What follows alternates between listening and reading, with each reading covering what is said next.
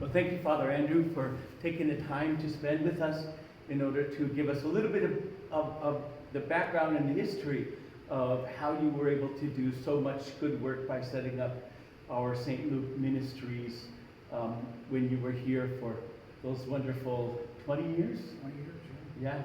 So tell me a little bit about the background, first of all. Where did you learn, and when did you begin to have a sense that parish lay ministries were so important? Well, I'm not sure what I read an article or something like that, but this occurred at St. Herman's Parish in Colorado. And When I was a teenager? And I recall this concept of ministry, and there were basically two that I had at the time. Was trying to set up. One, we had at St. Herman's in Colorado a retired person's ministry, which, again, this is really just starting. It's kind of the core beginning. So, and I ran it.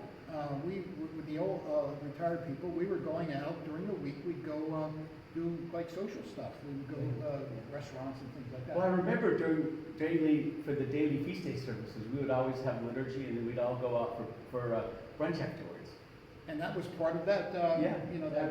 So that was kind with, of. And then there was with another, Harry and Mary Stefanik. And, yeah. And then there was also an evangelism ministry, which I was trying to get someone, but it still really didn't have the concept of how the whole thing should. This was the mid 1970s, wasn't it? Yeah.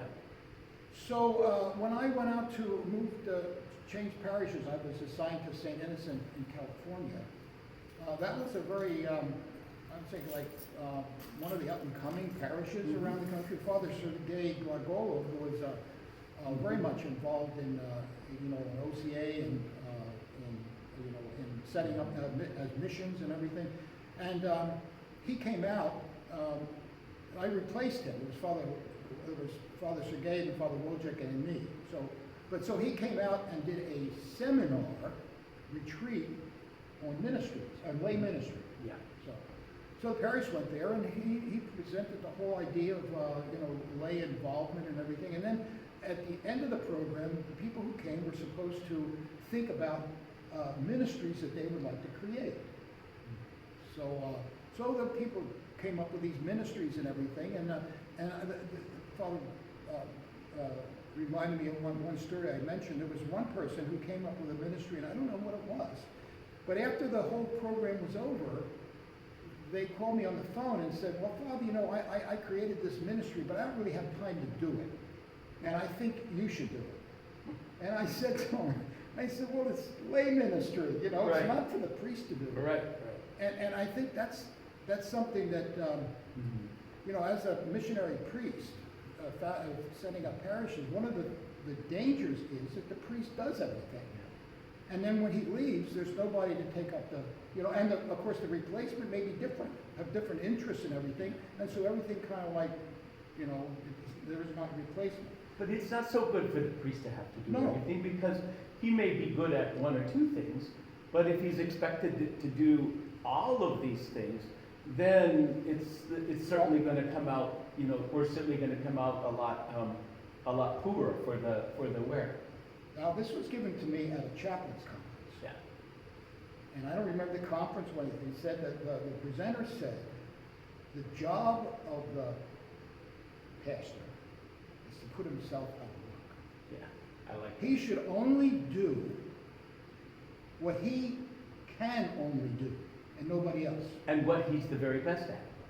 Well, if you look at the scriptures, one of the first things they sent up the diaconate. The apostles were to pray. That was their, and they were doing other things like setting tables, and so they set the diaconate up to do what the apostles were, ordained to do.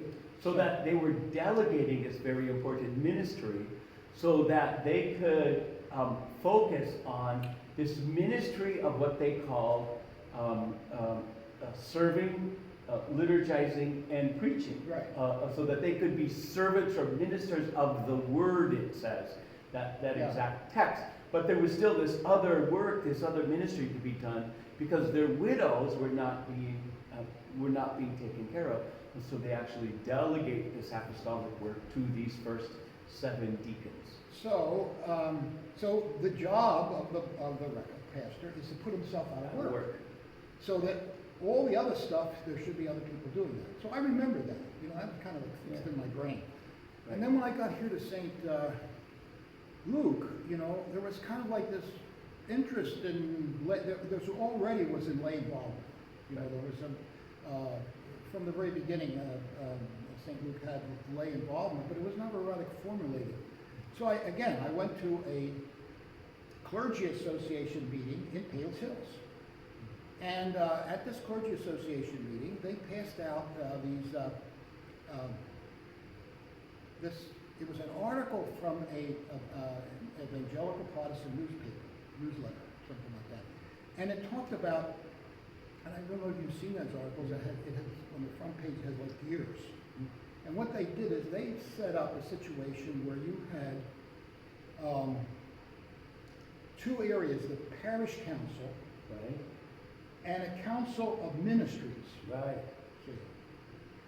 So the council of ministries would meet, and they would decide what their plans were and everything. They would set even an annual plan, Mm-hmm. and then the council of ministries would submit that to the parish council, and there were people in the parish council that were assigned to these various council of ministries. Sure. And I'm not exactly sure, but that's some way. But see, the internet was beginning just to form at the time. Yeah. So You heard about the internet while blessing George Evangelopoulos' house. Yeah. He said there's this thing called the internet, right? Yeah. That's a good story. So Yeah. he said, he showed me. He said, Father, I want to show you something. And I said, he said, I said, we need one of those, you know. Yeah. And so we were on it in the net from radio. So St. Luke's has been on the cusp, Yeah. so to speak, of these days, even with lay ministries. Yeah. Then, yeah. So, with the internet, the program which we have now, people would, and again, people, one of the things that people wanted to avoid me, because if anyone complained, you know, I would say, Mm-hmm. I think possibly God may be calling you to a ministry. You know, if you see something that's needed, Right. then maybe this is the call of God for you to get involved in that particular need. So it's like this. Someone come to you from the parish and say, Father Andrew, what about this? Yeah. And you would say, that's a great idea. Why don't we work together on it, and then we'll turn it into a ministry, because it's not right for anyone to come and simply make a complaint without being willing to do something about it. Correct. And also, what I would do was, if there were needs in the parish, and it was something that wasn't even being done, I'd look around. And I'd look at people and I'd say, you know, that person would be good at that. And I'd go ask them. Right. I'd say, you know, we need this. So you have the ministries that are developing, but how do you organize that? Right. So And keep it all in line. yeah, so that's where we really redid the bylaws The council. of the council, so that all these various ministries would be under a ministry. Well, what do we call it? I forget A that. ministerial council Well, no, not the council. The council members on the parish council, would each be each a one team. would be assigned. They would be a team leader, Right. and the team would be the ministries. Now that could Right. also be Mhm. a ministry could also be a ministry leader could also have people under them. Sure. See, so you might have, example, someone who is heads the kitchen, and they're under what is it, community development, Their right? community development. And now the person heading the kitchen, which is their ministry, may also have people that they will go out and seek to help them with their kitchen ministry. So someone may oversee the kitchen, but someone else is cook. Right. You know, And so you're and going to that- delegate yeah. all of this work and allow these persons, as we are doing right now, with the community development, to take care of these things. Like, we still have someone that's in charge of coffee hour and someone that's in charge of supplies, kitchen supplies. And, you know, before COVID, that was pretty much up and running quite well, actually, you know, with everybody, you know, doing their part. And so that's the idea, that you had ministry team leader, and that underneath them would be all of these other ministries. Which there could be under them. Right. Now, that's. So they're all nested. Yeah. It's a nested idea. That's where we didn't get. Yeah. That was one of the problems, because we have, one of the outreach ministries. Mhm. Okay. Yeah. And so the outreach leader who's on the parish council winds up doing, Mhm. you know, they're supposed to oversee, you know, these various ministries, but they not having the concept of ministries and that they're there all to oversee them, Mhm. wind up doing, All of it. you know, or, you know, of not, and of course the other side of that, if you have a ministry and somebody leaves it, Mhm. you know, how do you replace it? That's where we are. All right, now, Yeah. I read, again, in part of the things that I read, they said that you have to get to the point that ministries come through the gifts of the Spirit. Right. That's from And you St. have Paul. to be able to say that if you can't find someone to fill a ministry, you have to accept the fact that maybe this ministry should no longer exist. Right, because of the fact that there is a dynamic link between the actual person called by the Holy Spirit, Right. Empowered by the Holy Spirit, right? Literally what St. Paul says is that, you know, there are a variety of gifts, but the Holy Spirit inspires them all, and that it's Christ who allows us to continue these ministries, which are his work. But if this person isn't there, we shouldn't try to prop up that ministry. Yeah, in other words, plug someone in, one in Right. just to fill a hole. Okay. If they're not truly called, now you might say to someone, you know, we could take over this ministry Mhm. temporarily until we find Somebody somebody, to you do know, it. but, or they might fall into it and say, gee, I really enjoy doing this, Yeah. you know, and then really, but it has to have that kind of something, it's a matter of ownership. It's charismatic, Yeah. but no, I understand what you mean, that they're gonna take this on, and that this will be not just a way of showing their love for Christ by simply coming to church for the liturgies. That's crucial, obviously, and not just by, you know, making a monetary pledge to the church. That's crucial, but also by doing these good works, and by taking that ownership, as you said. Yeah, and that's kind of different, because when the parish council people are re-elected, you know, for a period For of a time, position and or for, something like that. But the whole area ministries, this is something that it should be really, you know, a person should do it lifelong. You know, if I take on a ministry, or to a point where maybe they burn out on the ministry. and you then know, we can move on or develop that into something else. Yeah, Because actually, these kind of gifts do develop, and they can then mentor other people, yeah. and mentor new people into And that's doing really this. also, it's like if someone says, well, you know, I'm doing this ministry to someone, I really like to do something else. I'm really called to do something else, you see? Right. So then they would go to do the same thing. Well, who in the parish did I know that maybe God, again, it's not you calling. Yeah. You know, it's recognizing that God is calling them. God is the one who is laying this on you, and that you should be doing, not just for the parish, you know, in this immediate sense, but because this is what the Lord himself is It's for the wanting Lord. to- The parish center benefits from it, Right. but you're not doing it Just for, for the parish. You're it's doing for it for the Lord. Christ. See, that's a whole different concept of ministry. And one of the What I found too is that this means that it's a lot different than somebody just coming in and saying, okay, I agree to volunteer in order to do this work. If we're only thinking of this as volunteering, then I think we're going to fall short, because what you're saying is something much different, which is that if we are truly Christians, then we will make this sacrifice, and we will recognize that the Lord is calling us in order to make a sacrifice of ourselves so that this ministry might happen, which is inspired by the Holy Spirit in that kind of a way. See, then, of Yeah. course, the work of the pastor is somebody who takes on a ministry Mhm. and say they're having trouble with it. Mhm. You know, they're called to it, but they're not doing very well.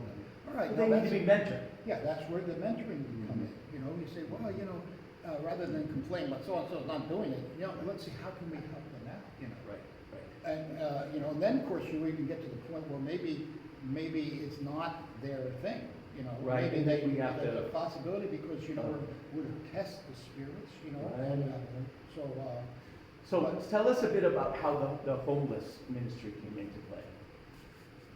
oh, well, that was, I got a call from someone, asking us if the parish would take on housing the homeless. Pats originally. And my immediate reaction is, we're too small. Ah. We're too small. That's a good point though, because very often parishes like ours, which are actually more medium-sized, but it could be considered as a small parish, the reaction is going to be, oh, what can we do? We're just, you know, really a handful of families. Yeah, so the fellow that called, who was the head of PADS, that's what he was called in, said, well, you know, you have a Korean church up the street from your place. And they're small. also, Yeah. and they need help. They house men and women, and they need somebody to house the women and children. Yeah. Women and children. So I started to look into that, and I said, well, you know, I'll you know, and they promised me, said, we want you to do is provide the facility. We'll take care of all, which is a, you know, I hate to say a lie, but all you have to do is provide the facility. So, you know, so I went to the parish council, and I said, you know, would like to, that we have a call from this PADS organization who would like to use our church to house the homeless once a week.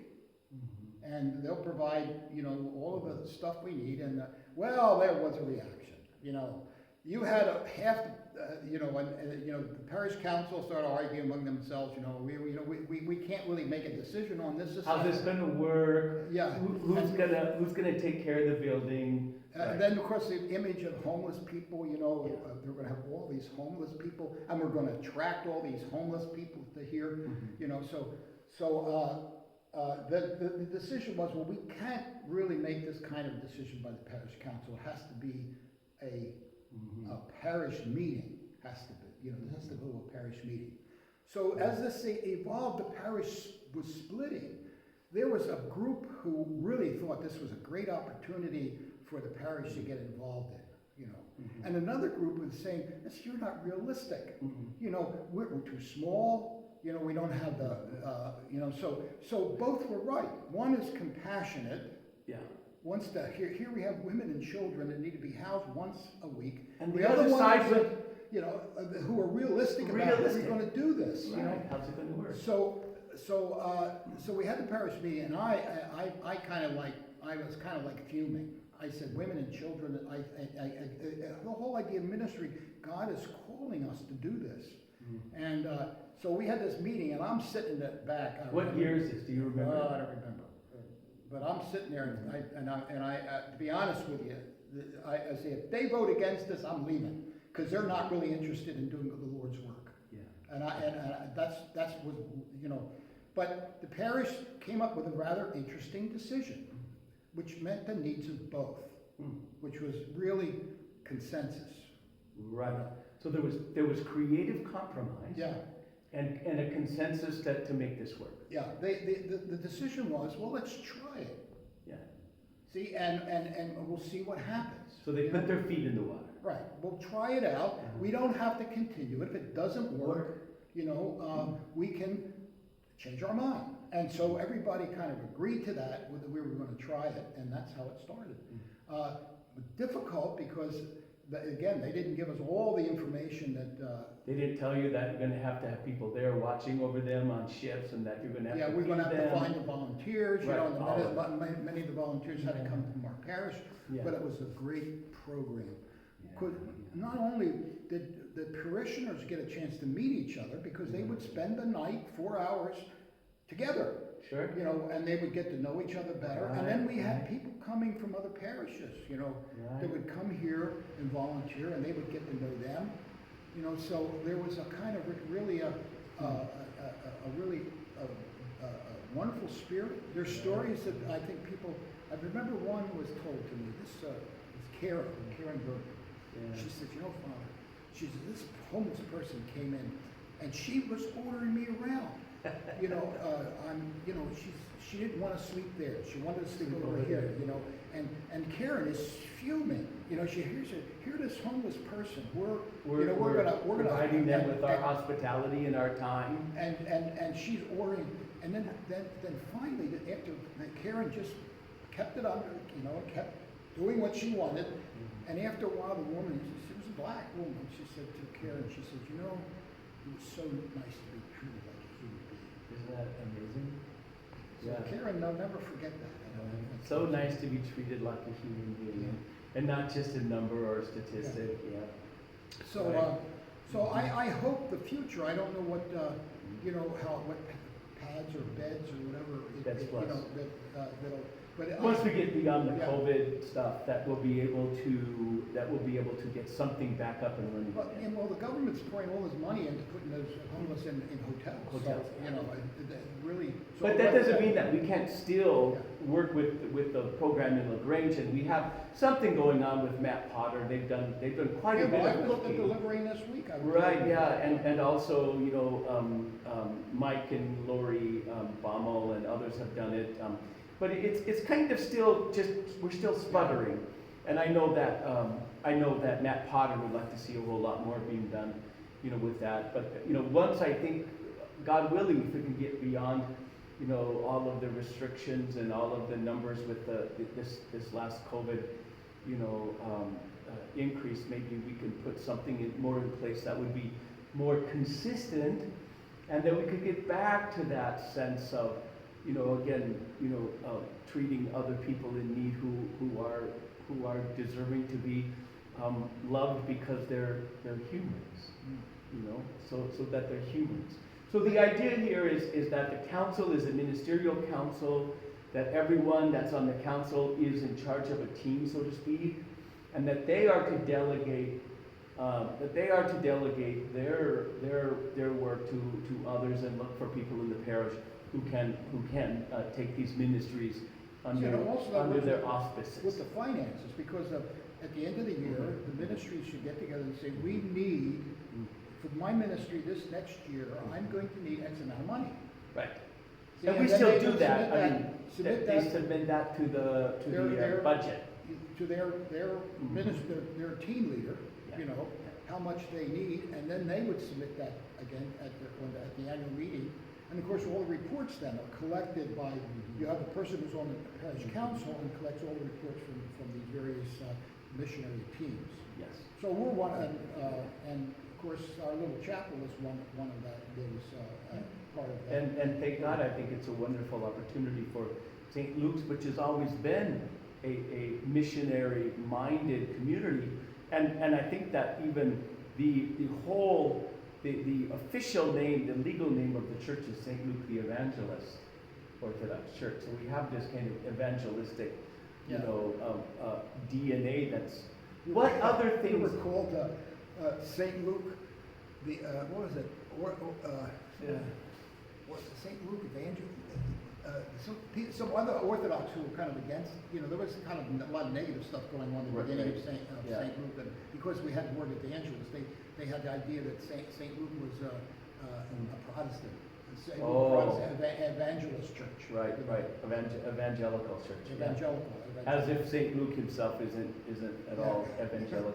Yeah. So as we go forward, and especially now that, you know, we're in a new century, you know, we have these new challenges, you know, we like to remember that all of the problems and all of the setbacks and all of the failures even, you know, all of these crises that we have in the church, especially dealing with COVID, which is on everybody's minds.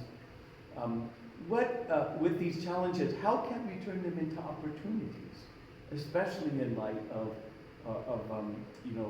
lay ministries. And, because what you're saying is that our faithful need to be engaged with their parish, of course, for the love of Christ. But the deeper that engagement is going to be, the healthier it's going to be. It's going to be win-win for both sides, for both the parish and for the person. The person who joins St. Luke should have it should be explained to them that as being a member of the parish, it is expected that you'll be involved in some kind of ministry. Yeah. You know, that's part of like stewardship, time and talent that you're so. And the idea is to get, again, would be your role, is to get everybody doing something, even a little thing. You know, it doesn't have to be much, but they own that. You know, that's like if it means just cleaning those canvas stands. So the role of the priest is not to have to meet with people on a week by week or month by month basis, but just to oversee. Yeah. Okay. And let them go. It's when they begin. You don't even have to think about it. If the ministry is functioning well and everything is good, you're getting the reports. Yes, right. You know, and why get a report and there's nothing there, you could go to a person and say, well, you know, I read your report and I don't see, what do you know, so this is where you're overseeing, you know, you're what are your, and I had some people who didn't want to write reports. And I said, well, you know, I don't want people to know what I'm doing. And I said, well, isn't that, you know, I can understand that. And it's not to be, you know, it's not to be a source of pride. But we have to know what's going on. So this was for accountability's sake. Okay, so that makes sense. And other than the annual report, you know, the people would write the reports to the council, and it really wasn't meant to be, you know, broadcast in that kind of sense. Oh, everybody look here what we're doing. You know, how many years now have you been an Orthodox priest? Well, let's see. I was ordained priest in 68. 68. So 50. So we're 50. It would be 54 years. So yeah. So what do you feel is the most essential need for our church here at the beginning of the 21st century, especially in light of parish health, lay ministries, engagement of our people from that point of view? But what do you think is the most needful thing right now? Well, I think that the COVID has had a devastating effect on all churches. Oh, yeah. And I think that you know, trying to get back to where we were, maybe it'll be different, and we don't know what that difference will be. Not yet. What the new normal will be.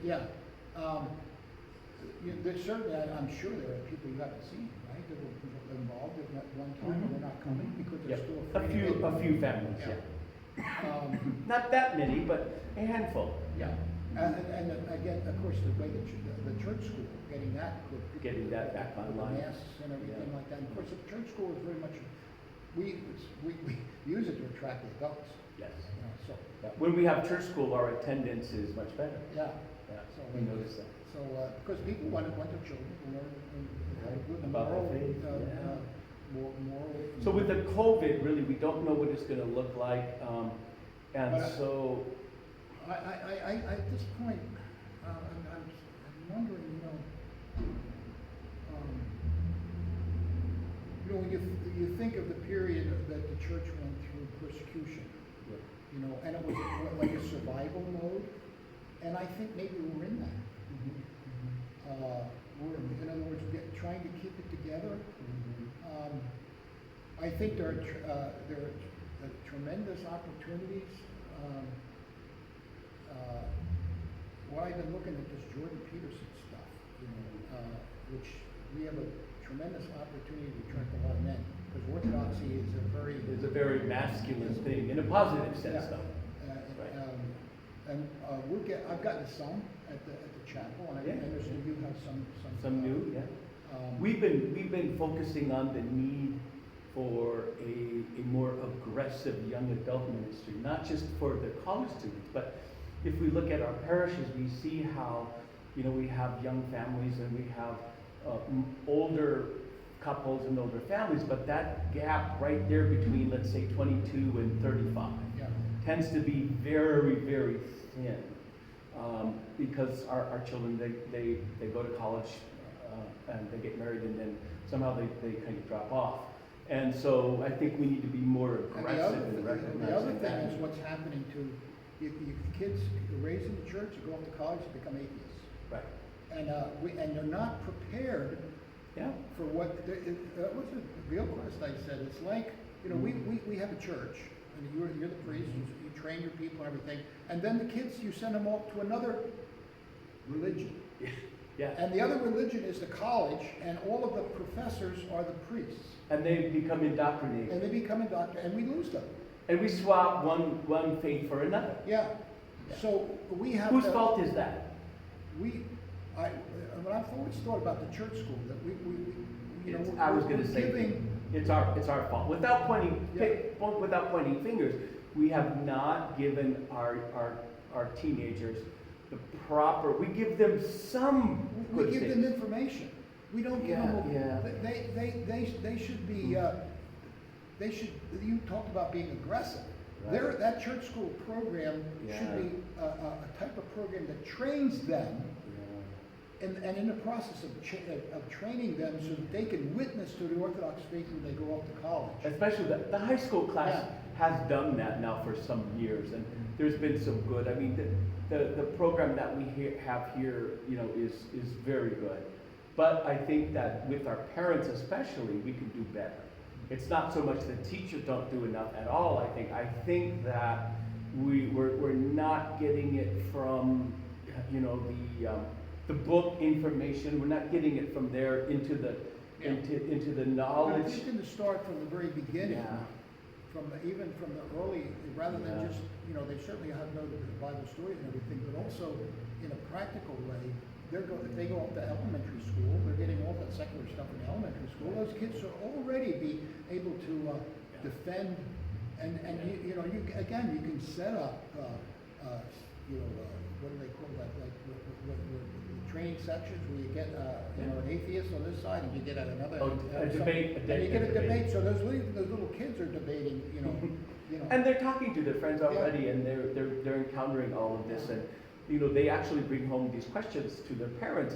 And one of the good things that parents can do, and not just about passing information, but being able to give the children a really good defense. We call it apologetics. That's a key. Yeah, and that's kind of apologetics has to be integrated from the front very and center. beginning. Yeah, and we can kind of do that more. Well, thank you very much, Father Andrew. This was I a thought I was blessing. coming to talk about the chapel, because that's, again, part of the, How about if we do we'll do a whole nother interview on the chapel. okay, because there is some interesting, Yeah. just a parting Sure. word, to say how that, the chapel, the concept of the chapel, because this is really interesting. Yeah. And Well, this is part of the lay ministry. something too. that Yeah. I learned. Mm. The bishops, the Orthodox Church complain about the number of missions that fail. Right.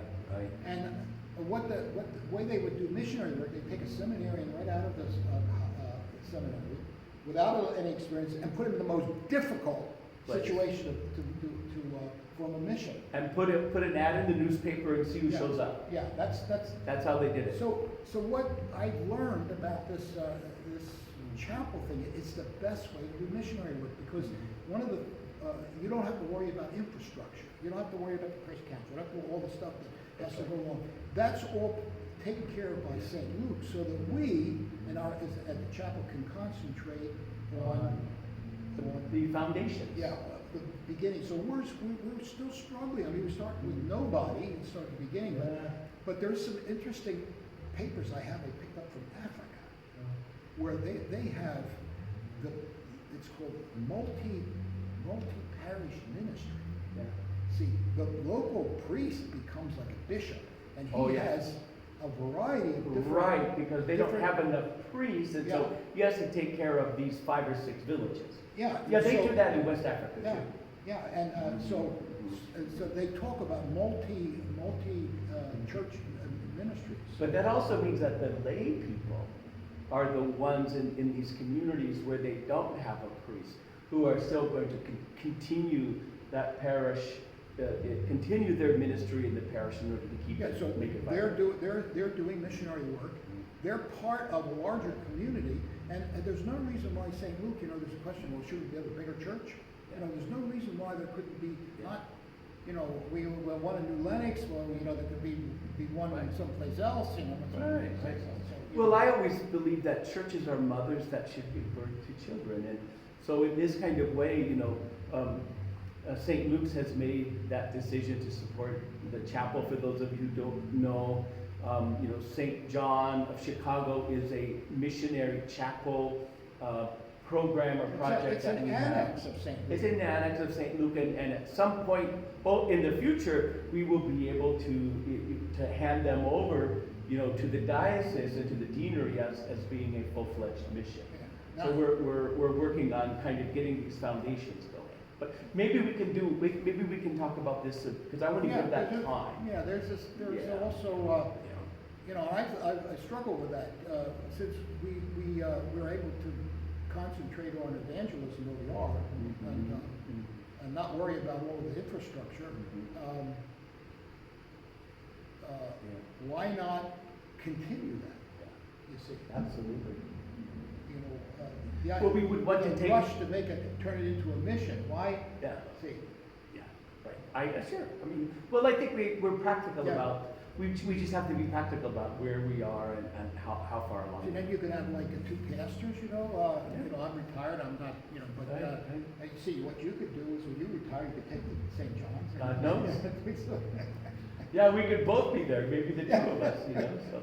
Well, Father Andrew, thank you very much. You know how much we love you and how much we really, really not only are grateful for you, for your wisdom, but on behalf of St. Luke's Parish and St. John's Chapel, and on behalf of course, the deanery here, we're all so grateful to God, not just to you, that this parish and its work and its ministries